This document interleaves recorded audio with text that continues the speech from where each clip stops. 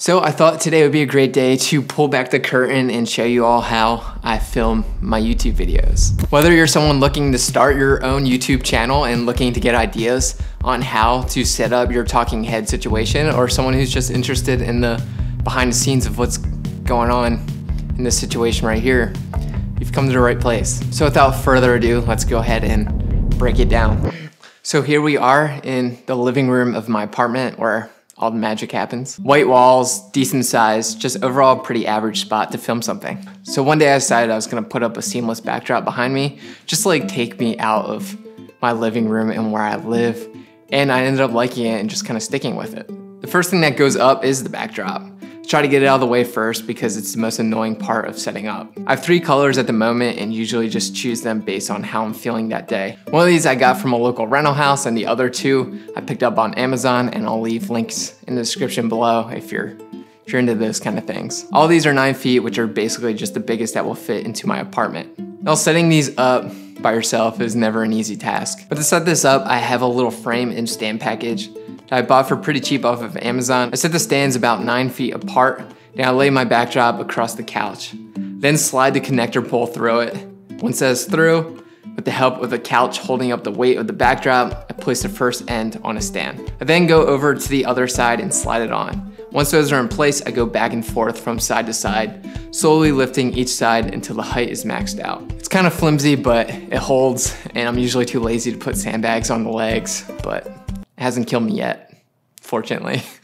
Then roll the backdrop down until it touches the ground. I don't film full body, so there's no reason for me to roll it out on the floor and get it dirty. Once it's rolled out to where I like it, I put a clamp on one end to stop it from rolling out on its own. Next thing I do is set up my camera, which lives on a tripod. Shoot on my Canon C200 with a Sigma Art 18-35mm. Make sure the card is formatted and the settings are in check. I shoot these talking head sessions at 4K on the 8-bit MP4 codec to save space and time in editing. I shoot 24 frames per second with a shutter angle of 180, which is essentially the same as setting your shutter to double your frame rate. I set my lens to f1.8 to give me the most depth of field, and usually set to around 28 to 32 millimeters on the focal length. The Canon C200 has autofocus, which works great for scenarios like this, so I turn it on and it leaves me one less thing to think about. Then to monitor everything and show me how big of a doofus I am, I use a nice big small HD 702 monitor that I flip around to face myself. Then once the camera is in place, I start setting up the lights. So I use 3 lights to shoot these. I use an Aperture 120D Mark II, an Aperture 300D, and this Yongnuno light wand. The 120D acts as a key light and essentially brings up the levels on my face.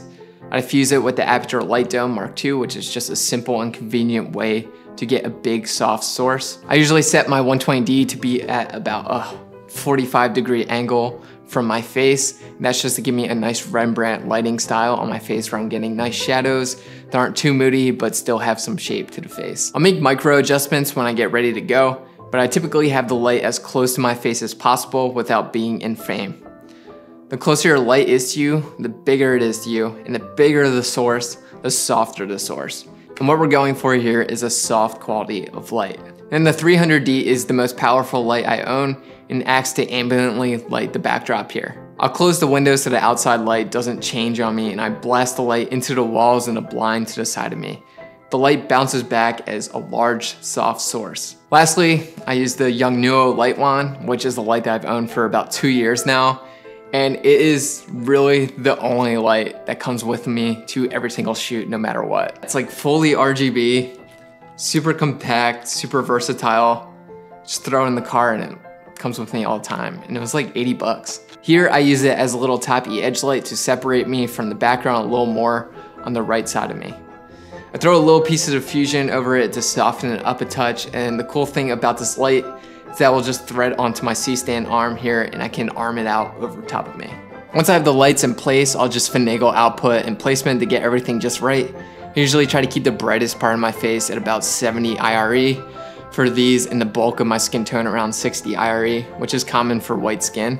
If you have darker skin, you'll probably be looking at like the 40 to 50 IRE range. You're able to find your IRE right here on the, like whether you have a waveform or whatever you use for exposure. I try to keep it brighter when I shoot because I know in post-production I'm gonna bring down my levels a little bit make it a little more moodier, so I just want to make sure I have all that information ready to go. Now the next thing that I set up is the audio, which is obviously very important. The mic I use to record is the Rode Shotgun NTG3B, which works great for me. My mic sits on this little boom stand thing that's broken and difficult to deal with, and I run the audio via an XLR cable from the mic directly into the camera's XLR input. Let me quick say that I'm not like a audio guru, so take everything I say with a grain of salt, but I think I do a decent job for what we're filming. The important thing here is to get the mic as close as you can without it being in frame. Once it's in place, I monitor my levels through the camera monitor. Usually try to make sure that I'm not going above -6 decibels to make sure I'm not peaking at any point within my talking. Then the last thing I do is drop a little blanket on the floor to stop the sound waves from bouncing off the floor back into the mic. It usually ends up just being like a bed for Sansa. Just know that any video you've ever watched of me, Sansa is laying directly at my feet, and I wouldn't have it any other way. Hey Sansa, look up. So cute. Oh my God. I love you. You know your boy's never gonna miss an opportunity to promote the resistance of drugs and violence, so I need to put on my Lucky Dare shirt.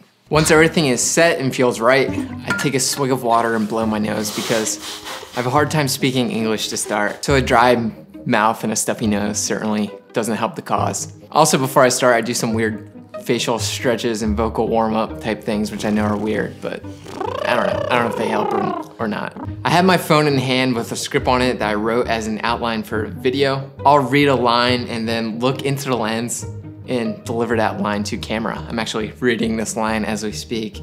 Usually go line by line and try to do 2 at a time if I can. Because honestly, I'm like too awkward and nervous all the time to do anything more past that. I start to sound stupid and just get like really sweaty. Honestly, like no matter how many of these videos I make, I like barely ever get less nervous. Like I'm always nervous and I'm always sweating. So if you're first starting out and it feels super awkward for you when you're doing this, that just means that you're a normal person because it should feel awkward. But yeah, I'll sweat through my shirt, screw up 100 million times, but this is generally how I film these talking head type videos that you're watching right now. And I know that I have like a lot of stuff, and don't let that intimidate you at all. When I was first starting out, it was just me, my DSLR camera, and like a $50 light in my bedroom. I mean, it obviously like didn't look as good as it does now, but part of the fun of it all is the process and the growth. You don't wanna look back on your first video and be like, wow, that video actually looked good. You wanna be able to look back on a video and be like, wow, what was I doing? Like I was awful.